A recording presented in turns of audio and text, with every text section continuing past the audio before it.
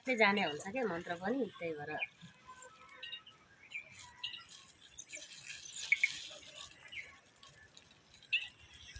यो चाहिँ हाम्रो नानी सिरियलको दोस्रो दिन, नानी सिरियल सुटिङको दोस्रो दिन।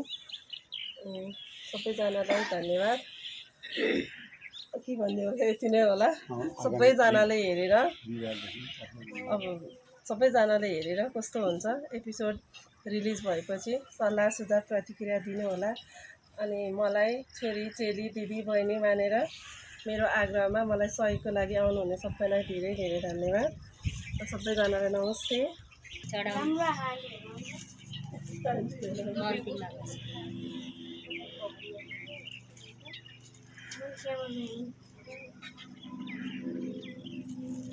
राख्दैन न।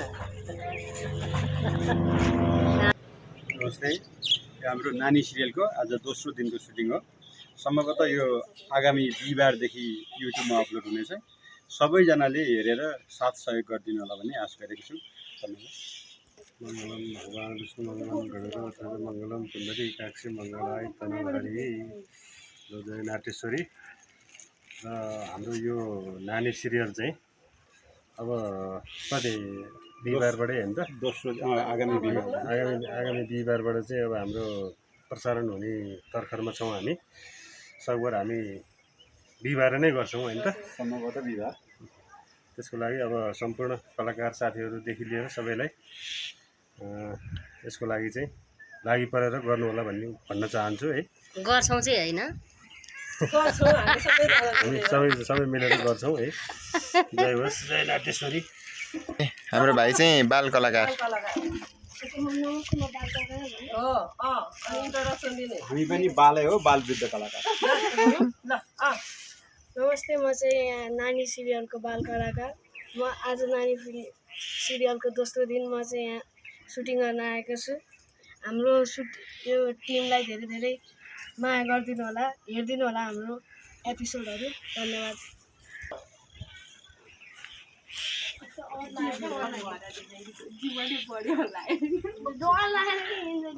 तपाईँ कति वर्ष हुनुभयो आमा?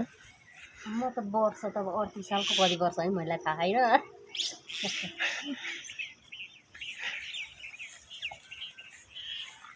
नमस्ते सबैजनालाई। नमस्ते।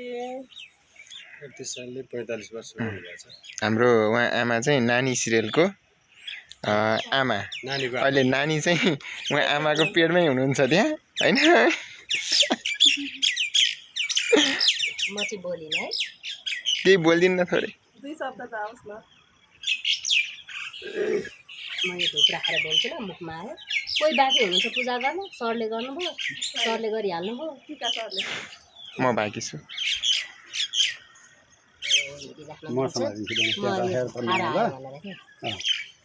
नमस्ते, म रमा गोदार थापा। हामीले भरपुर मेहनत गर्नेछौँ।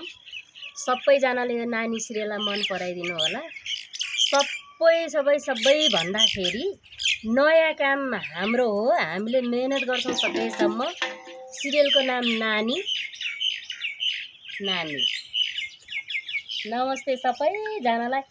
जय नाटेश्वरी, जय कलाकार अनि जय नानी। काम गर्ने कुरो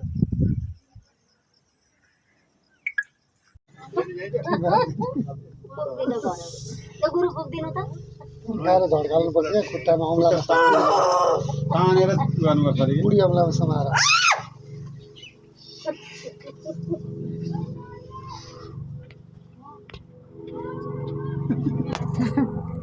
कहिले उठ्छ त्यो फोटो? निन्द्रा कहिले पुग्छ, कहिले उठ्छ?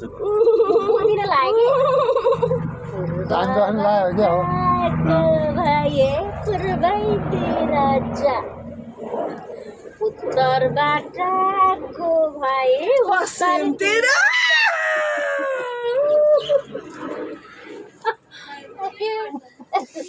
भयो उठ्यो।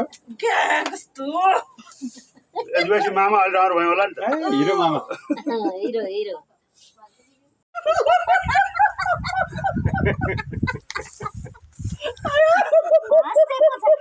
कृष्ण रेउलेको जस्तो हाँस्नु।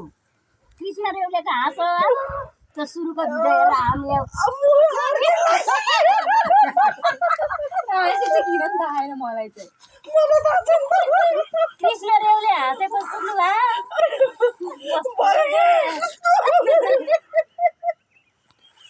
डाइलेक्ट दिनु न दिनु डाइलेक्ट बनाउ त हजुर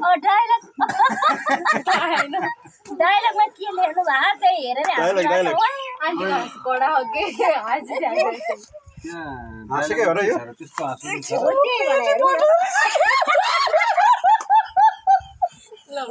त्यो डाइलग के छ होइन त्यो हेरेर हाँस्ने भनेपछि त लडीबुडी देखा लागे जस्तो उहाँलाई हाँसेर मात्रै हो नत्र त नानी पाउनु लागे जस्तो बढारिसक्नु आनन्दले बस्नु आनन्दले बस्नु त्यो एउटा खेत जहाँबाट खेताल ल्याएर भए पनि जसरी रोज्दैन तर गाह्रो साह्रो भयो भने चुबुलाएर नबस्नु खपेर नबस्नु भिडियो भिडियो म त कता काट्नु होला पछि पछि गइदिएँ क्या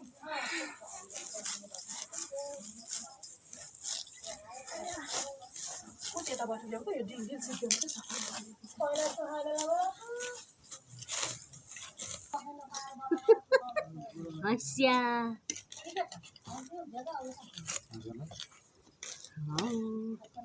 हेरिरहँ जस्तो छ कि हस्या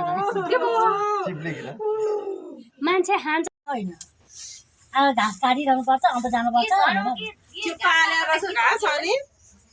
अनि हतरालाई काट्नुपर्छ भनेर गीत भन्दै घाँस काट्नु के घाँस काट्दाखेरि पनि घाँसै गीत घाँस काट्दाखेरि त गीत भन्ने हो नि कति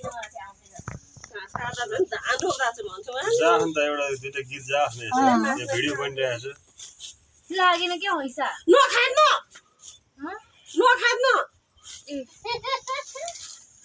हेरे माथि माथि काट्दै हिँड टुपी टुपी होइन घाँस त खाँदैन लागेन के यो हैसा लागेछ है कस्तो नलाग्ने यो लेले काट्नु पर्छ त्यो उद्याउनु पर्छ क्या त्यो ढुङ्गामा अनि काट्छ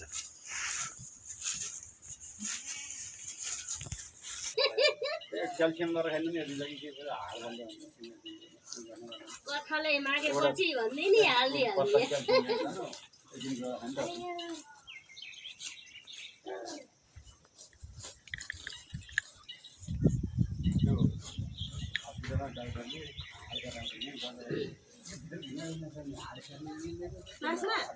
आऊ यो यस्तो पछि